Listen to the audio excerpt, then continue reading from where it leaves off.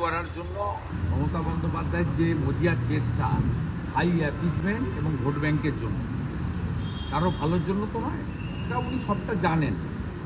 তা আমরা খুব উদ্বিগ্ন প্রকাশ করলাম যে 7ই মে 2025 উচ্চ মাধ্যমিকের রেজাল্ট বেরোনোর পরেও এখনও ভর্তি প্রক্রিয়া শুরু হয়নি এই কারণে মমতা ব্যানার্জি যে 76টি মুসলিম কমিউনিটিকে ওবিসি দিতে চেয়েছিলেন সেটা হাইকোর্ট বাতিল করেছে। ওনার সার্ভে করে যেটা করেছিলেন সেটাও বন্ধ হয়ে গেছে, স্টে হয়ে গেছে সেই জন্য। এবং তার সাথে সাথে পুরো রিক্রুটমেন্ট প্রসেস, এমনিতেই টাকা নেই চাকরি দেয় না, সেটা বন্ধ।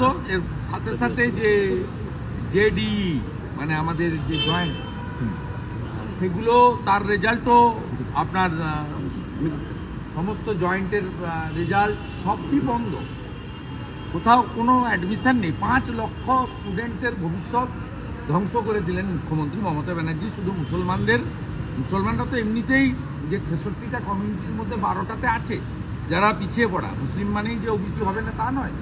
তো উনি যাদের করতে চেয়েছিলেন তারা ওবিসি তালিকায় আসতে পারে না। এই জন্য ওনাকে আমরা সব বলেছি। উনি এক লাইনে একটা কথা বলেছেন যেটা আমাদের খুব অ্যাপ্রিসিয়েট করার মতো, যে মমতা ব্যানার্জির সোচ হচ্ছে মেরি মুসলিম নেই তো হিন্দু কবি নেই।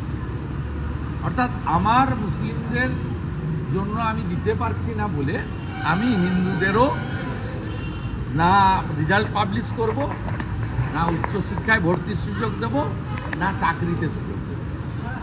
আরেকটা গুরুতর অভিযোগ আমরা করেছি, সেটা হচ্ছে গত 10 বছর ধরে পশ্চিমবাংলায় 70-80 হাজার ক্যাজুয়াল কন্ট্রাকচুয়াল নিয়োগ হয়েছে, যেখানে 100 পয়েন্ট রোস্টার মানা হয়নি। তার ফলে 22% শিডিউল কাস্ট, 6% শিডিউল ট্রাইব এবং 7 আর 10 মিলে ওবিসি, এরা প্রত্যেকে বঞ্চিত হচ্ছেন। এর সঙ্গে এক্স সার্ভিসম্যান, 1% ফিজিক্যালি চ্যালেঞ্জ, এরাও বঞ্চিত হচ্ছেন পশ্চিমবঙ্গে।